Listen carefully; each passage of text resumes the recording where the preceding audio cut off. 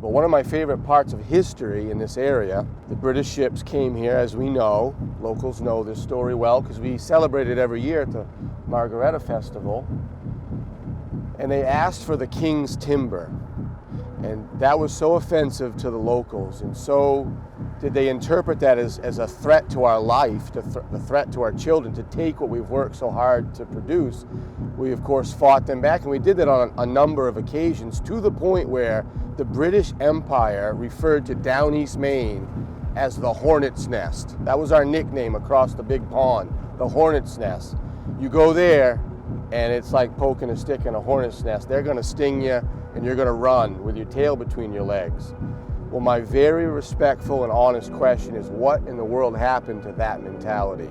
They wanted trees. They wanted trees. Well, the enemy is moving into our area now, wanting our children, quite literally. They're wanting our hard-earned money, as they fuel a horrible drug habit, a horrible addiction.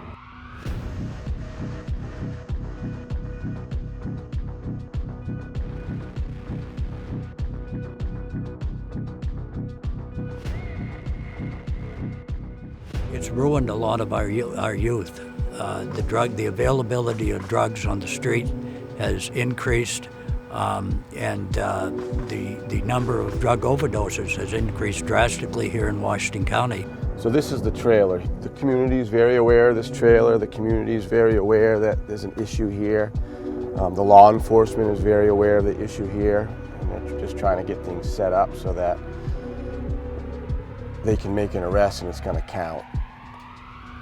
So people that we love frequent this place, and they come here and purchase fentanyl and heroin, methamphetamine, whatever's going. It causes some alarm, obviously, that there's out-of-state people that are here, and they're making thousands and thousands of dollars off our citizens. And they know darn well that many times there'll be overdose death, but they continue to come. And there's an old saying that goes like this: the only thing evil needs to triumph is for good men to do nothing. It's been known that there's been overdose in the bottom floor apartment, and many times, quite a few people. And on one occasion, we almost lost a close friend to an overdose right there in the bottom floor apartment. So, that's what it's been known for. It's 3 floors. I have been in every room in this building behind us. Where the drug activity is, you wouldn't see it. You wouldn't notice it. You would drive right by. And I think that the drug dealers that come from out of state, they're rather successful doing it that way. So I was born and raised right here in down East Maine. I had a pretty normal childhood. I was involved in sports, and I started probably with drinking in the probably 7th or 8th grade, and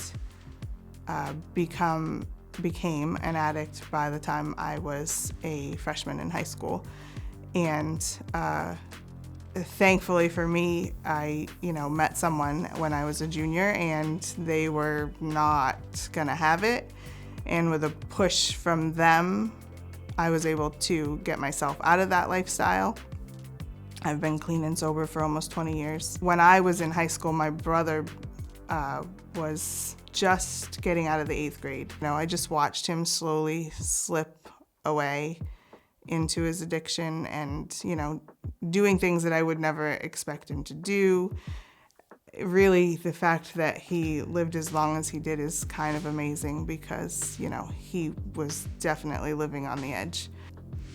On top of that, I, lost my uncle to addiction, and my stepfather did end up becoming an addict as well before he left the area.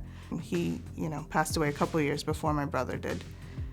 So multiple family members have gone by that. I have a cousin who we were very close growing up, and I helped take care of her child for a long time through the foster care system. And to my knowledge, she is still very heavily into addiction. Back in 2020, I got arrested on a traffic stop I had a little over 100 grams of fentanyl on me. So I was a year in federal custody, and they allowed me to come to Arise. And this is just, I've been here for 14 months now. When I was younger, I mean, I had a lot of abuse. My first 6 years of life. My father did a lot of time too. So I think that had a way, in the world society, you grow up in a place where your family goes to prison. And at the age of 15, I think it was, I started smoking weed and drinking, and within a year that led to Adderall and cocaine, and it was a battle for me being in and out of prison. I had kids, and I fed my addiction. My husband and I have fostered around 15 children. Most of the children that have come through our home have come through because of addiction. We were able to reunite almost all of those children with their families. In some cases, the addiction issues were just too great for that to happen.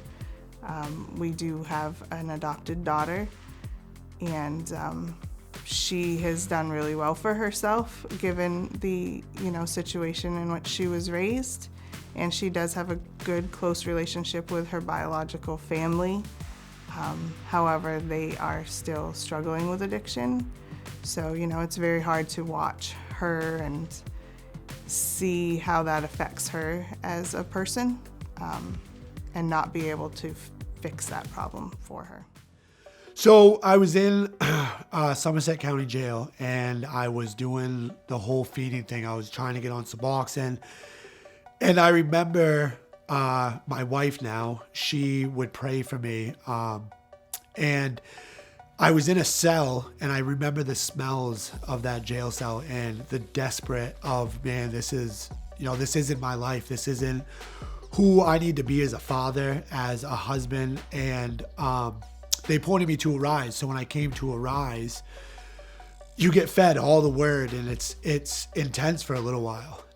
But then you see these guys who have done it for 10 years, who were just as bad in addiction as us, and you see the love that they have for people, the joy.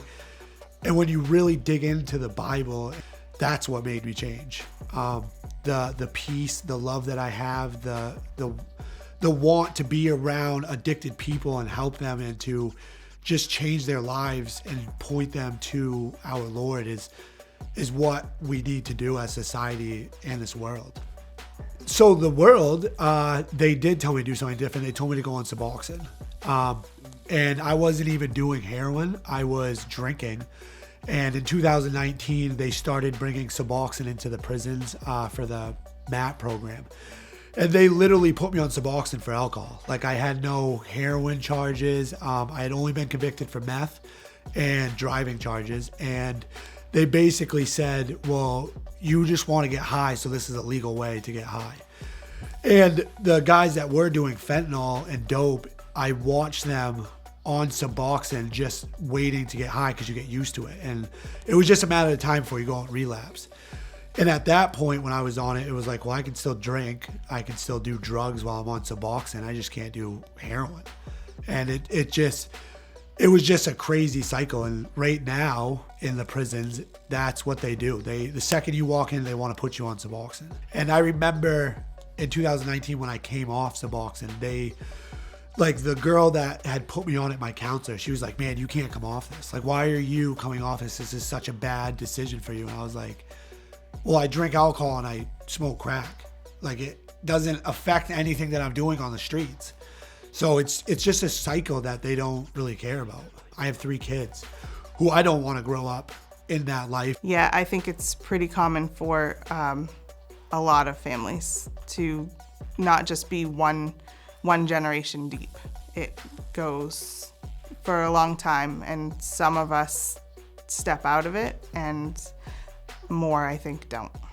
My best friend, Tom, I had done time with him, and we met back up in 2020 when I started to sell drugs. It was 3 months later that he was dead. When I was hanging out with him before I got arrested, he just had a granddaughter. And I remember him being like really proud. And he's gone now. And it's all because of fentanyl. And when I heard that they were going to try to decriminalize it, it's like, this is all we're going to open up, just death. Like, that's what fentanyl is death. Ann Perry sponsored a bill, LD 967, which would legalize all scheduled drugs. This would put make 1,000 doses of fentanyl considered a civil violation with a maximum of a $100 fine with no jail time. 1,000 doses of fentanyl has the potential of killing 3,000 people. And for the youth, the number of overdoses that we're having here in Washington County, more drugs on the street is not the answer. I haven't exactly seen it. I've only heard people say stuff about it. You said there was a $100 fine for, like, if they get caught with hard drugs? Yeah. Wow. I mean, yeah, I'd say that's kind of crazy. It's just, I've seen the damage that drugs and alcohol do. It sucks the life out of you, and you become lazy, and it destroys you and destroys the people around you. I read the bill. I'm familiar with the sponsor, and I think that it was a counterproductive bill. A bill is just the opposite of what we need. When I was in the legislature, we worked tirelessly to increase the crimes on both possession and also trafficking. But there has to be some type of incentive. It seems to be pretty well established that when you reduce the penalties on drug trafficking, the drug traffickers decide that this is the area, this is a soft touch, an area to come to. When you increase the penalties, they find other venues to sell their drugs in. Drug dealers are just like everybody else. They don't want to be caught. They want the best return on their investment, and they're not going to take a chance on spending a lot of time in jail if they don't have to. So it just makes sense. And what we've seen is a lot of arrests, a lot of drug dealers, out of state and even locals get arrested. Now it goes to court, and from what I see, it doesn't always go further than that. It'll go to court. They'll be charged with some serious charges. Trafficking large amount of lethal drugs, and then within a month they're on the street.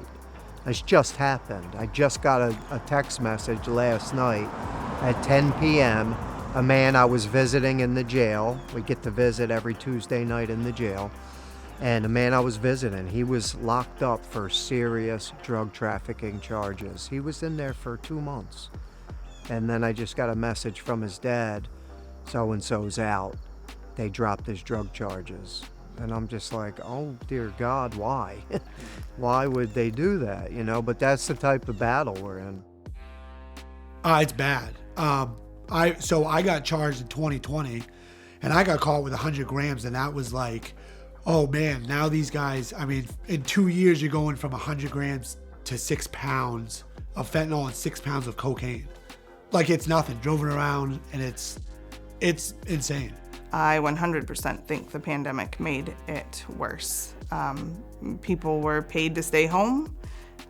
They were told not to leave their houses, and a lot of people that are already struggling are struggling because of a social issue, and now you've taken all that social ability away from them, even more so than before, so they're even less connected, which is, they're going to fall into addiction even more. If you try to decriminalize fentanyl, you're opening up the floodgates for more gangs, more drugs, and basically for us to do whatever we want. One of the things that I learned when I moved to down East Maine is how independent and very free this area is. I think people live here because they're in the middle of nowhere, and for the most part, they're left alone. The down spiral of that is when evil moves into our community and agendas move into our community, and we have a stand-down approach. Interacting with the community and interacting with men that I love very much and agree perfectly, philosophically and politically, but to discover men in their 40s and in their 50s that have literally never voted in their life. They've never scratched a ballot. And I was shocked to hear that. And I believe that has a lot to do, the apathy in this area has a lot to do why it's just an easy market, easy prey for these out-of-staters that come with all kinds of different concoctions in the trunks of their vehicle, leaving our area with, more money in a month than it takes us to earn here in a half a year, and laughing and realizing if they're caught, it's typically a slap on the wrist. We've been at this for quite a while. We've done a lot of things. We've said a lot of things. We've met with a pile of people, all the way up to the governor. And, it seems like it's getting worse rather than getting better. But, however, we love this town. We love this community. So we're never gonna, close a blind eye to it. We're gonna say something. It's my dream that we would become known as the Hornet's Nest again, where the citizens of this community, we resist this and we're loud about it and we're aggressive and confrontational about it. I really believe through voting properly, being informed, putting the right people in positions that can do something about this, and personally confronting, knocking on doors if necessary, I really believe, based on principle, there's a lot we can do that we aren't. And it would be effective. It would make a huge difference. It's really important that we get the right leaders in Augusta and the right leaders in the Blaine House to attack this problem head on. It can be remedied. It can be, I think, solved, but we have to have strong conservative perspectives on how to deal with the problem. We have an overdose epidemic in Maine, and it's only getting worse. The Democrat solution is to decriminalize drug possession, make trafficking a civil violation, and increase access to drugs in the name of harm reduction with clean needles and never-ending pharmaceutical treatments that are not intended to truly rehabilitate. Overdoses are at an all-time high. These policies may save some lives in the short term, but they create a never-ending cycle of addiction, overdose, and government dependency rather than helping individuals truly recover from their addictions. These liberal policies have failed Maine families. They're destroying our communities and are literally killing our fellow Mainers every single day. We must stop sweeping this epidemic under the rug and elect new representatives in Augusta that will prioritize real solutions rather than the failed policies of the left. More government is not the solution. We need to elect a new majority that will fight for our families, heal our communities, and restore the future of Maine. On behalf of the thousands of Mainers that are living with the consequences of this epidemic, I ask you to join me in voting Republican in November.